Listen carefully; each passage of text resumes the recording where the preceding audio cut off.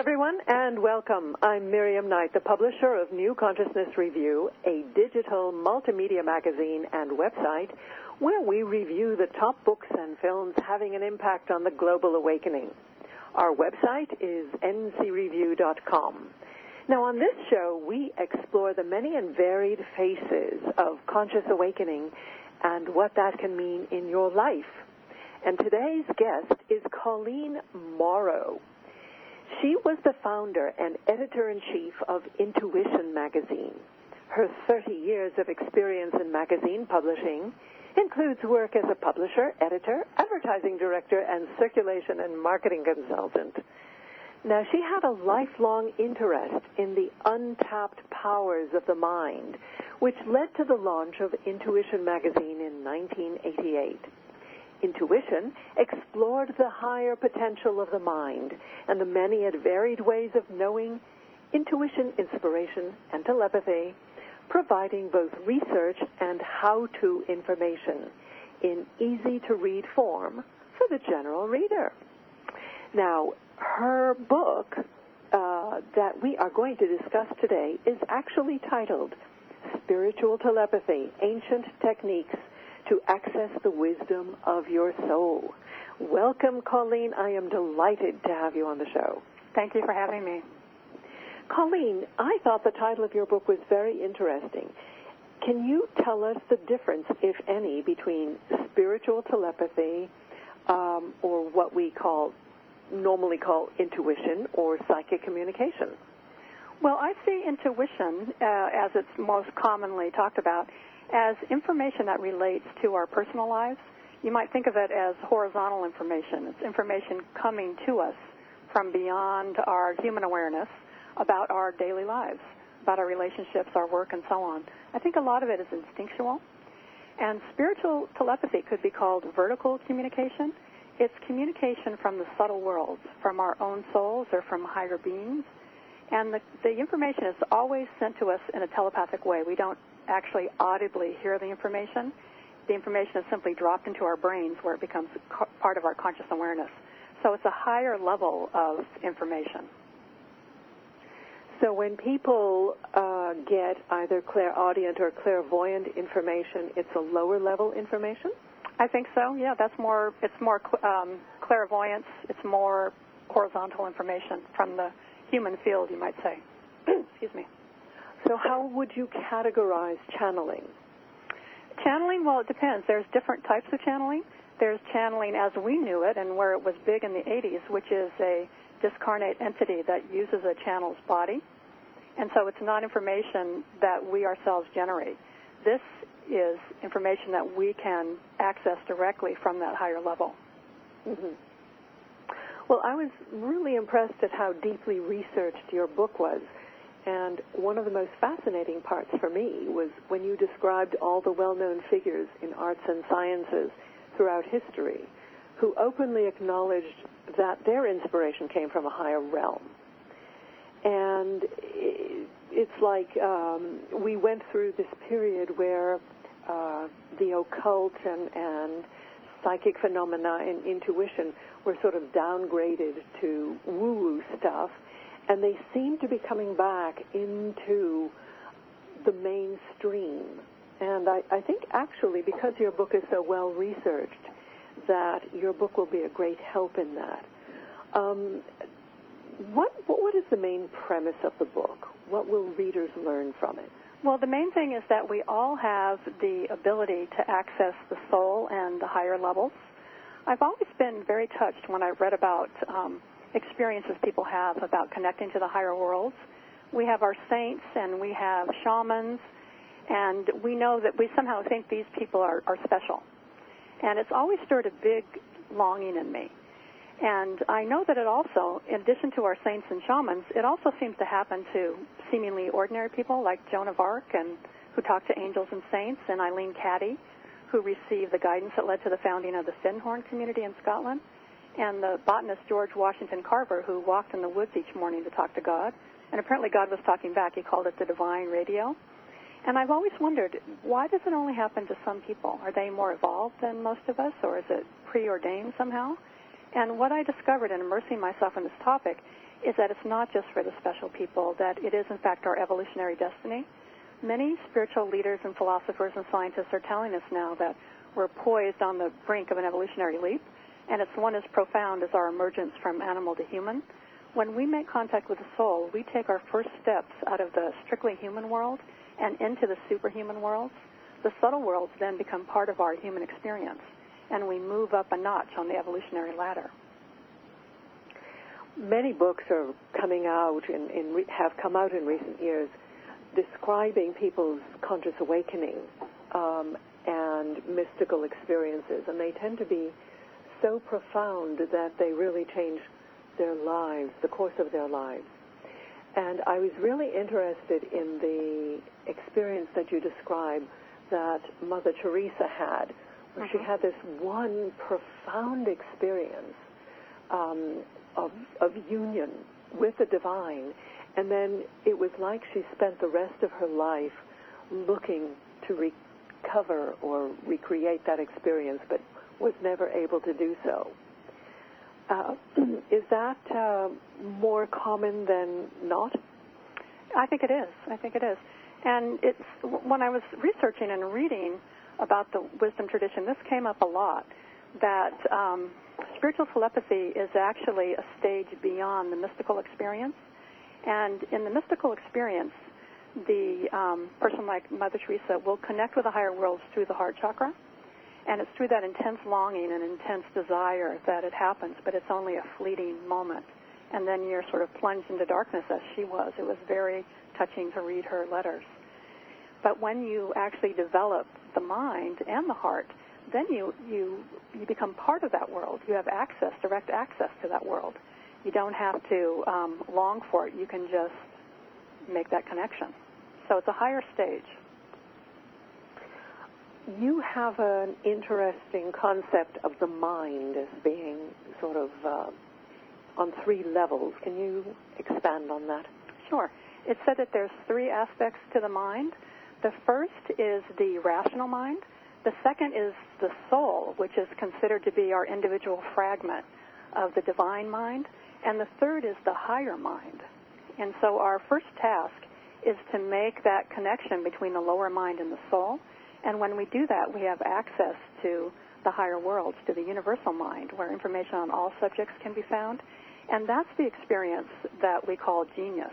And that was one of the most interesting parts of this research to me, is how many people that we consider geniuses describe their creative process in exactly that way. The wisdom teachings tell us that the soul is the portal to the higher worlds. And I found this over and over again, where composers, writers, scientists say exactly that it's the soul that was their contact with the higher worlds.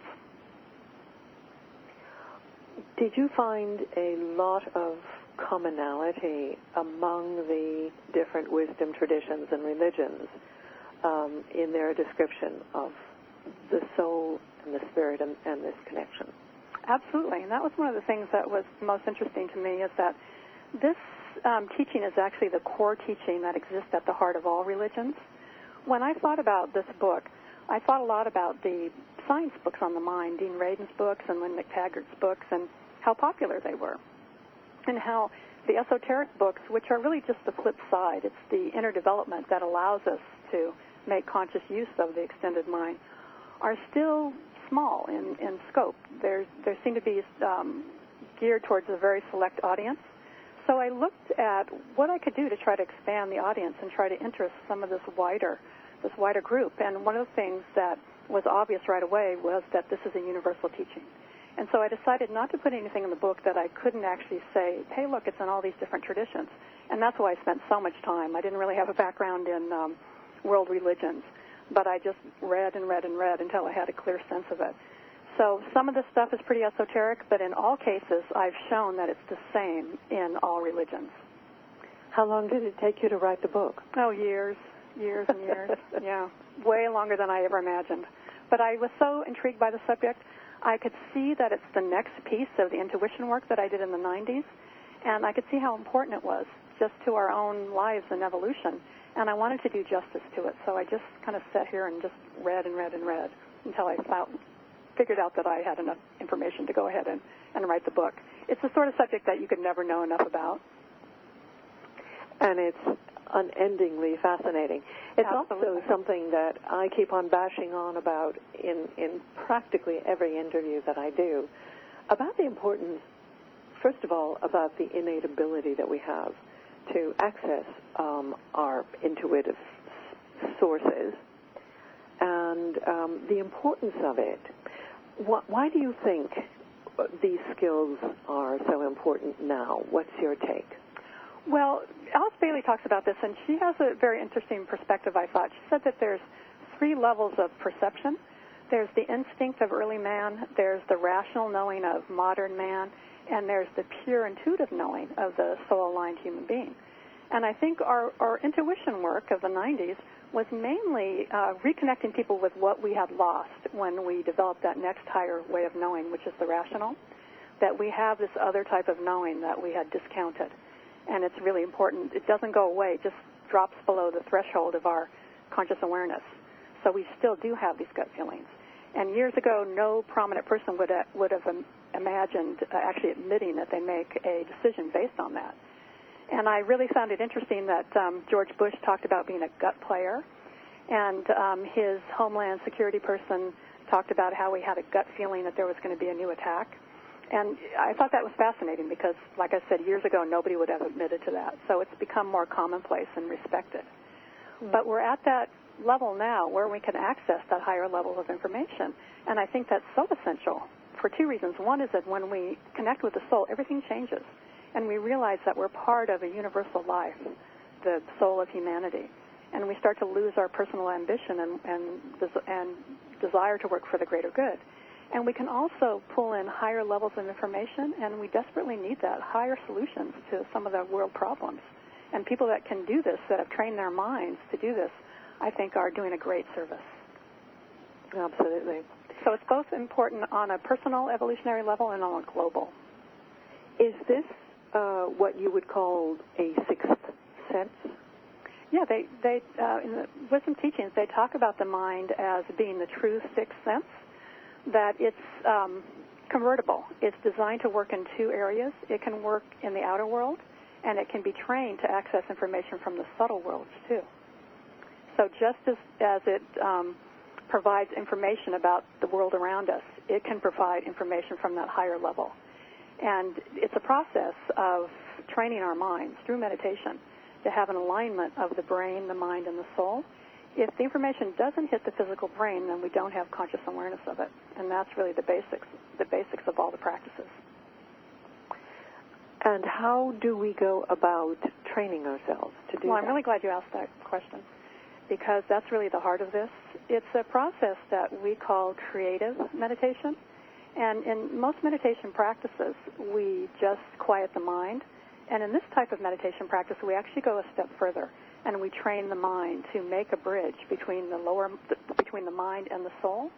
And that's when we have access to the information. And it's a process of training ourselves day after day after day in this practice. And as we do this, as we extend our attention upwards, we anchor small threads of energy that eventually become a symbolic bridge between the mind and the soul. And that's when we have this free flow of information, that we can actually access the subtle worlds at will. And that's really the high prize and the ultimate goal of this particular practice. I know that you referenced Brad Keeney's books on the Aborigine practices of connecting to the cord to heaven. And you just mentioned the 3 chords that you also talk about in your various meditations. Tell us where these chords attach and how are they a helpful metaphor? Well, I thought that was very interesting that I saw. I mean, this is what the wisdom teachings teach, is that there's basically a bridge, and it's a symbolic bridge between the mind and brain and the soul. So it's basically like a little cord that exists from the soul, brain, and mind. And so it shows up in these different cultures where they're thinking about it in exactly the same way. A lot of people, when they have out-of-body experiences, speak of a silver cord between their etheric body and their physical body. Do you think that that is one of the cords in question, or is that a different phenomenon? That's a different cord. I mean, it's a cord, but it connects us. I mean, there's two cords it said come from the soul. One is anchored in the head, and one is anchored in the heart. And the heart is the silver cord in the Bible. It connects us, feeds blood to our nervous system, and so on. Sort of connects us physically to the earth. You talk about a universal human, and in fact, I interviewed Barbara Mark Hubbard a couple of weeks ago, and she also talked about the evolution of a universal humanity. How do we become universal in our outlook? Well, she was the inspiration for that second chapter on the universal human. Mm-hmm. And she says that we are the crossover generation responsible for leading the way from one stage of our species evolution to the next. And in my studies, what I found is that the universal human is somebody who has reached heart chakra development, that the heart chakra is the boundary line between the lower chakras, which have to do with our earth evolution, and the higher chakras, which have to do with our spiritual evolution. It's sort of the borderline between the visible and invisible worlds. And when we start to open our heart, it's when we draw closer to our souls, and we understand that we're all interconnected. And I think that's why there's so much focus on the heart right now with Heart Math and the movies that have come out and so on. That's where we become universal. We start to move from the personal to the universal. Mm-hmm.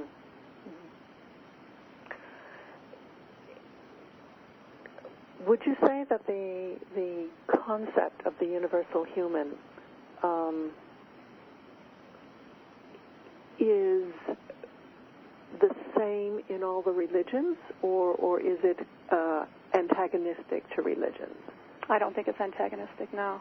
I think it's part of the chakra development system, which is in all traditions. The trouble I have with that, of course, is that most religions can be seen almost as social organizations or a form of social connection. And in that, they try to create an exclusiveness to their identity, an exclusiveness to the notion of heaven and access to the afterlife. Do you see a movement within the religions towards a more universal, inclusive view? Well, all religions have an esoteric core. In Christianity, it's Esoteric Christianity. In Islam, it's Sufism. And it's at that esoteric core that these teachings are the same. The outer level is different. But when you go to the very core of the teachings, you'll find the same teaching over and over. Now, that's an interesting point when you note that there is the distinction between the esoteric form or core of a religion and then its outward manifestation among the masses. Would you say that there is a growing interest in esoteric religion? Absolutely, absolutely, especially in the West, because for many of us, the church doesn't do it for us. And there was some statistic just recently about how fewer and fewer people are actually considering themselves Christians. So I think people are really longing for this, and I know that I was. And I explored all the Eastern religions, but even though I had great respect for them, they somehow felt too foreign to me. And when I stumbled across Esoteric Christianity, I just felt like I was home. Mm-hmm. That's been the main practice for me. What was it that made you feel so at home? Well, because it touched my heart. It talked about humanity in that universal way, and I realized then that it was saying the same things as the Eastern tradition, that we didn't really have to look there, that we could have these, that there were also contemplative practices which don't show up in the wider church organization. And it's the contemplative practices that really connect us to our souls and to the higher levels. So it's really the more mystical side of Christianity that you were resonating with? Exactly.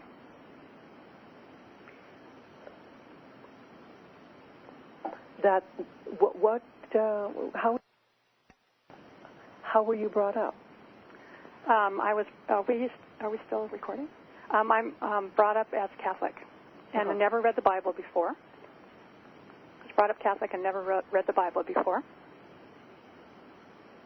Interesting. Colleen, tell me, what is your hope for the book? Well, the hope for the book is that people will understand that this is a universal teaching, and they will use the practices that I've given. There's actually 12 meditations. 8 are for personal development and 4 are for service, and I made them step by step because these books are usually just presented in theory, and it's the actual practices that change us. It's the actual practices where we really understand the subject. Another thing that I did was that I interviewed people who have used these practices for years because I wanted to make it real for people so they can see how they've changed people's lives. I have a lot of my own information in there about how these practices have affected my life, but I also wanted to include the experience of others. You have a lot of meditations from the Lucis Trust. Who are they? Lucis Trust is an organization that has published the Alice Bailey books. When I first started studying this, I decided that I wanted some sort of training, and so I went there and I signed up to be a student in the Arcane School, and it's a very intensive multi-year training, and they take you step by step, starting with the basic meditation to the higher levels to where you finally are at the point where you can start building the bridge. And so that's how I learned a lot of this. I've certainly come across that the great invocation in many different contexts. Mm-hmm. Why do you feel that it is so important, or how does it speak to you? Well, it originated there, and it's been translated, I think, into 75 languages, and it's part of the meditation practice. When we are building that bridge to the soul light is coming into us, and it's a way to extend that a way to extend that energy out into the world. It's like a blessing for the world. It's part of our daily practice. Mm.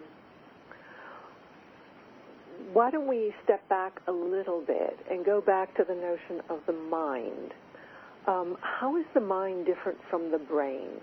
That's a great question, and it was really interesting to research this. In traditional science, there's no difference. When we read this information and we talk to neuroscientists, they make a very clear distinction between the mind and the brain. And the science books on the mind make this very clear, too, that the brain is local. It's housed within our skull. The mind is non-local.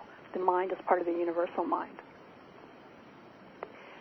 The brain is really just the receiving plate. That's something that is starting to actually gain a lot more acceptance out in the great wide world. Mm-hmm. Because most people, when they start out and when they go through school and so on, they're taught that the brain is the repository and the processor and so on. And really it's been with teachers like Bruce Lipton and Candace Pert and more recently with a lot of the books, particularly this book by Eben Alexander, who is a neurosurgeon who suffered a near-death experience, and he was brain dead, and yet he was still conscious. And so that really got his attention. So this subject, this idea of the non-local mind, let's explore that for a minute. You talk about different levels of non-local mind, and we touched on it at the beginning, but I think it bears repetition. Tell us about the 3 aspects or the 3 levels of mind, okay, and how they interact. Who is responsible for what? Okay. One thing I found interesting when I started researching the science is that if you take the names out, you don't know if you're reading something a scientist or an ageless wisdom practitioner said, you can't tell the difference because they're talking in exactly the same language. The 3 aspects of the mind are our rational mind, which we use in our day-to-day lives, the soul, which is said to be our individual fragment of the divine mind, and I had a problem with that first. I couldn't quite visualize how that worked. And then the higher mind, which is directly connected to the universal or mind of God, And when we make a bridge between these three aspects of the mind, and Bailey calls this the new and true science of the mind, this bridge building, it's actually done in two pieces. The first span, so to speak, is created between the mind, the soul, and the brain. And when we have that contact, then we have access to the higher levels. The second span, and this is at a more evolved state of awareness, it's between the soul and the higher mind. And that's when we have a direct line of communication between the higher mind and the brain. And it was this experience that led Jesus to say, I and my Father are one. We have direct contact with the mind of God. Do you think more people are being enabled to make that further connection now? Absolutely, absolutely. And I think it's essential that we have this information, that we have people that are able to bring in these higher levels of information, and that we have people that have access to the soul and the experience that it brings. It really does shift us from our own individual lives into this wider world where we want to serve the greater good. And you can imagine how life would change if we had a critical mass of people with that kind of consciousness. Is that what you would call ascension? Pardon me? Ascension. I don't know, actually. That's a good question. I don't know. I think maybe the later stage. Mm-hmm. I don't really think of it nor have come across it in those exact terms. Well, if you do have this kind of direct pipeline to the universal mind, maybe it's a question of the quality and clarity of that pipeline, whether or not you become an ascended master or not. Mm-hmm. I think what they're talking about when they talk about ascension, they're talking about this connection with the soul, and it happens gradually. When we make that contact with the soul, there's still some duality. There's a human personality, and then there's a soul, and we feel like we have a divine partner. And that's the experience that I'm having now, is realizing that we're not alone. And at a later stage, the soul and personality merge, and the physical body then becomes just the vehicle on earth for the soul. And it's that point where we are in the world but not of it in the way that Jesus talked about. He's really the model for the soul-aligned human being. Mm-hmm. And one thing I noticed, when I grew up, I never read the Bible. Catholics don't read the Bible. And I started to read the Esoteric Christian books first, and then I read the Bible. And I realized that it's just a lie with esoteric information. If you go a little beneath the surface, there's so much more there than the actual surface meaning. And Jesus talked about this, that he preached in parables to people that weren't ready for it, but that there was a deeper teaching. And his teaching on the kingdom of God was all about this connection with the soul.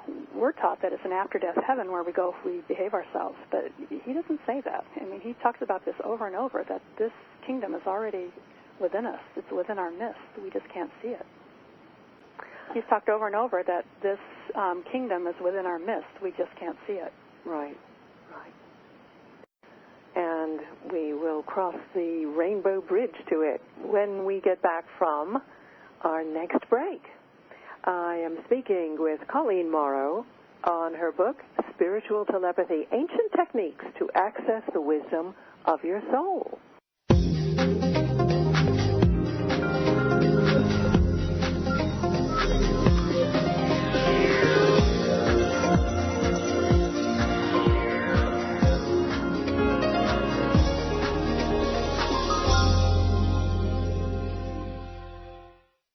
We are back speaking with Colleen Mauro, author of Spiritual Telepathy.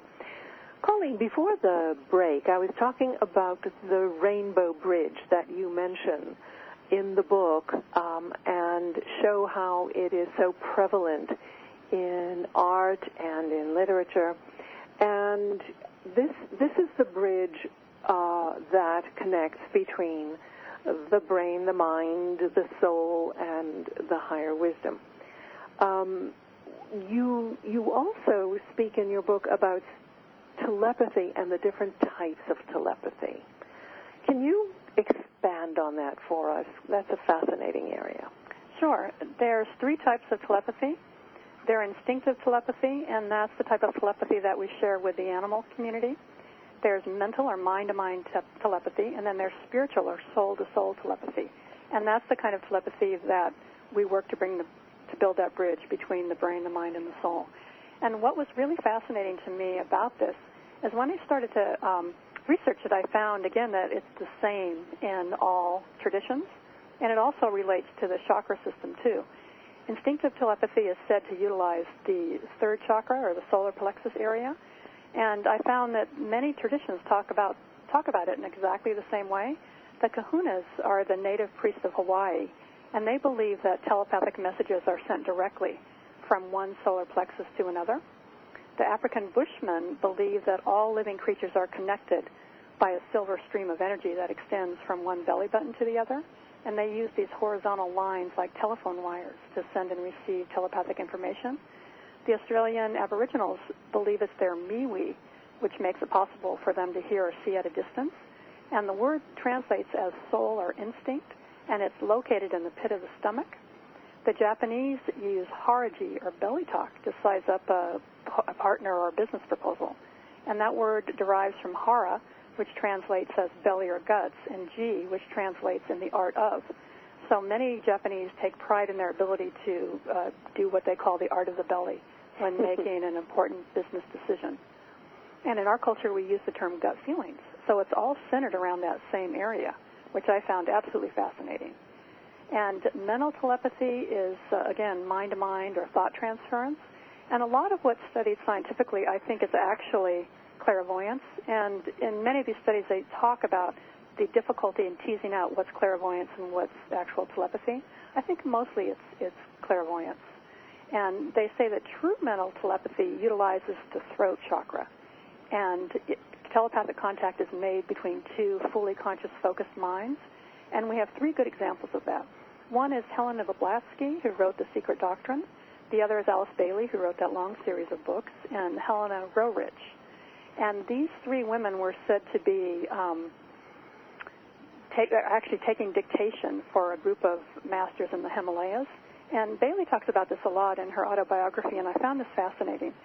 She said that when she was 15, she met in the flesh a turbaned man who told her that he would have work for her to do in the future. And then 25 years later, she heard a voice in her head asking for her cooperation in writing a series of books. And after some reluctance, she actually agreed. And at first, she wrote down the words as they were dropped into her brain one by one. And later, she became so attuned to the mind of this Tibetan master that she was able to directly access the information. And they worked together and published 24 books. And spiritual telepathy, again, is only possible when we've created that link between the brain, the mind, and the soul. And when we do this, we have the ability to serve as intermediaries between the physical and the spiritual worlds. We not only can access information from the soul, but we can be communicating with masters who guide the evolution of our planet. They can't directly affect life on Earth, and they look for those who have a direct line of communication between the soul and the brain. Information then can be dropped down and impressed on our brains. I actually dog-eared that page where you wrote that. I thought that was quite fascinating. So what form of telepathy is used by healers? I think a lot of it is spiritual telepathy. They're actually accessing information. They're acting as a conduit. Correct. Mm-hmm. And we can really access, we can act as the arms and legs of God, because, again, the masters can't direct life on Earth. They have to count on us. And they can give us information, give us ideas. I think that's what happened in my story about how the magazine started, that the idea for this was just dropped into my brain. Really? So we get the ideas, and then we can carry it out on Earth. I love it when they drop ideas into your brain, and then it's up to you to figure out the details. Exactly. And I think that the information is seeded into a lot of brains. Some people act on it, and some people don't. And I think that's why things happen sort of in a unified way. Like, for example, in the 90s, there was just a flood of intuition books, flood. And then in the early part of the century, the focus shifted to the extended mind. And now I think it's shifting again to this higher level, this vertical kind of communication that we can create. I definitely agree with you about the waves, and I hadn't really thought about the mechanics of it, but I totally agree on the manifestation. You see these ideas, once it enters the universal mind, it seems to pop out all over like mushrooms. Right. One of the most intriguing parts of this was the experience that relates to genius, as we touched on just slightly before. Mm-hmm. One of my all-time favorite books was Willis Harman's book, Higher Creativity, and it was published, I think, in 1984. It was one of the inspirations for the magazine.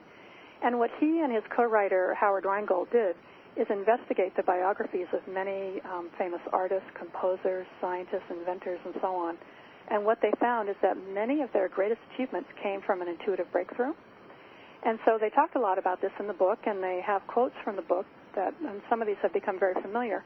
But when I was researching my book, I went back and I started reading some of their original sources, and it was fascinating to me because when I read the full biography or when I read the longer transcripts of these interviews, what I discovered is that they were talking about the soul in exactly the way that the wisdom teachings talk about it, that the soul is the portal or gateway to this higher world.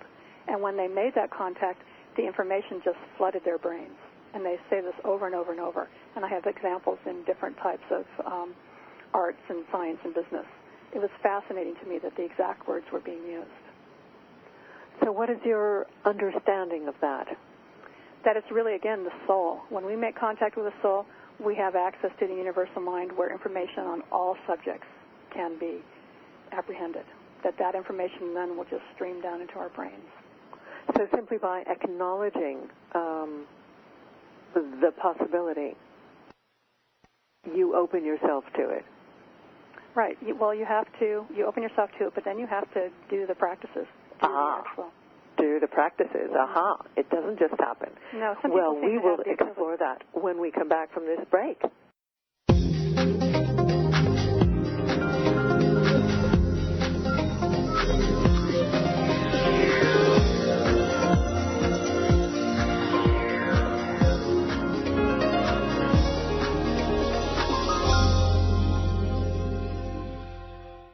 And we are back with Colleen Mauro. We were speaking about spiritual telepathy and how to actually develop that.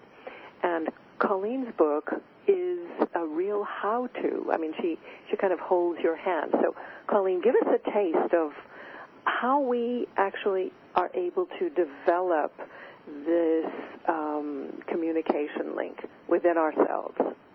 Well, it's the day-to-day practice. And that's not a very exciting message because it takes some discipline.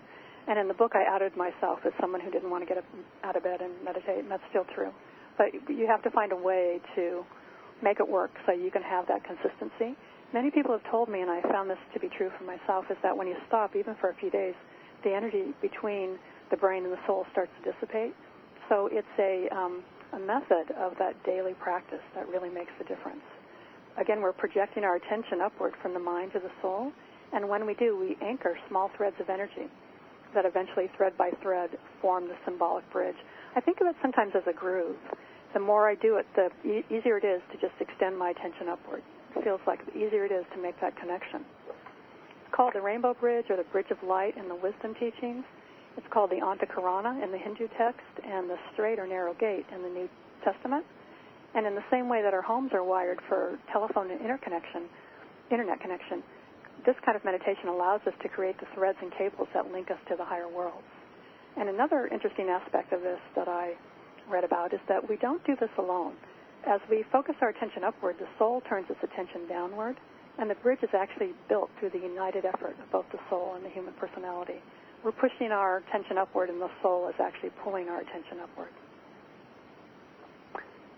And I think it's fair to mention that the soul is the sort of greater aspect of us. I mean, it's family. That's right, and that's one thing that I think helps with this idea of having to get up and do this every day, that once we get a little taste of soul contact, we want more, and the discipline seems less like homework and something that we actually want to do. The Bible says that we take heaven by storm, and this is what it means, that it's our day-to-day knocking that will finally open the door to the higher worlds. And as we approach the soul, we increasingly come under the influence of its higher vibration, and our own vibratory rate starts to speed up. And it's when our vibratory rate of the mind and brain matches that of the soul that it becomes possible to enter the higher worlds at will. And it's that repeated contact with the higher world that produces a new type of human, and that's the soul-aligned human being. And it's made a huge difference in my own life. I have a more expanded sense of self. I'm less judgmental, more compassionate, and more understanding of the human frailties we all share. And I have a clear sense of my higher purpose. And that's another thing that makes this so dramatic, is that we do get in touch with our higher purpose, and there's nothing better. Now, everyone is talking about the benefits of meditation for health and for centering and for generating the law of attraction. You talk about creative meditation. How is that different from other kinds of meditation? Well, it takes it a step further. All those benefits are true, but we can do more. We can actually build that bridge to that higher level. And this is considered sort of vertical communication, as I said before. We can extend our attention upward, and then we become universal in our outlook. We start to move into superhuman development. We're not limited just to the human world. We take our steps into the superhuman realms. And how do you go about doing it? It's just that day-to-day practice. And I have in the book the main practice, and it's part of just quieting your mind. So the mind and brain get really quiet and receptive. So that's the first practice, is that you quiet your mind. You teach yourself to hold a point of focus where you choose, and the mind becomes your tool rather than your master. And a lot of this is done with seed thought meditation, that we meditate on a word or a phrase. So we're practicing directing our attention to a specific thought. Then comes the actual construction of the bridge, and there's 2 more meditations in the next chapter that deal with that. It's a step-by-step process. Mm-hmm. And you mentioned how this practice has changed your life. Mm-hmm. How did you actually find your life purpose? I mean, you also have a meditation in there about finding your life purpose. Mm-hmm. Do you think everybody is actually incarnated with a given purpose, or are just a given set of skills? I do think we all have a purpose. I do think we do. And there's, like I said, there's nothing more fulfilling to really get in touch with that. I think that our passions, the things that we care most deeply about, are whispers from our soul that can guide us to a particular type of service or career. I told a little story in my book about when I was 8 or 9. I always loved books and magazines. I was a complete bookworm. And when I was 8 or 9, I read a book about a girl my age who had her own column in a daily newspaper. And there was something about that book that just clicked in me, and I just read it over and over, and I stared at the cover. It was a girl with a green visor hunched over a typewriter like she was some, newspaper reporter. And somehow that was it for me. I knew that I was going to be involved in publishing, and I started a little newsletter a few years later for my 6th grade classmates. And after that, I was involved in publishing in one form or another. But you also talk about purpose in relation to a greater vision of service, mm-hmm. to the greater good. Mm-hmm. How do they connect? Well, I see that what I'm doing, my involvement in publishing, has been to distribute information about our evolution through the Intuition magazine and through this book and through other things that I have done and will do. So we have to sort of make that connection, and Corinne McLaughlin talks about this a lot. She talks about the sweet spot, and it's the connection of our greatest passions and the needs of the world. And when we have those 2 things together, then we hit that sweet spot where we can make the greatest contribution. Oh, I love that. Yeah, she calls it the sweet spot. The intersection of our greatest passion and the needs of the world. Mm-hmm. Wow, love it, love it. So where are you going next? You've written this book, The Labor of Many Years. Are you going back to magazine publishing? No, I'm interested in film now. That seems like a logical progression. And you have a film in the works? I do. When will we hear about it? Well, I'm still writing the script, so it'll be a while. But I see that as a great possibility of reaching the widest group of people through film and through the Internet. So that's where my interest lies at this point. So you're actually acting as a screenwriter. Do you already have producers and all that stuff lined up? I have possibilities for that. Yeah, I'm working. Uh-huh. Well, I certainly look forward to watching your film when it comes out, and I have so enjoyed reading your book. I would like to commend it again to our listeners, Spiritual Telepathy, by Colleen Mauro. Colleen, thank you so much for being with us. Thank you for having me. And do join us next week. We have our Reviewers Roundtable, where we'll be discussing a whole bunch of books.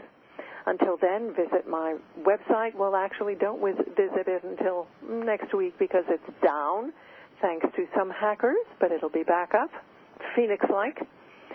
Anyway, that's our show for today. Thank you for joining us, and I do hope that you'll be good to yourself, do good in the world, and go out and let your light shine.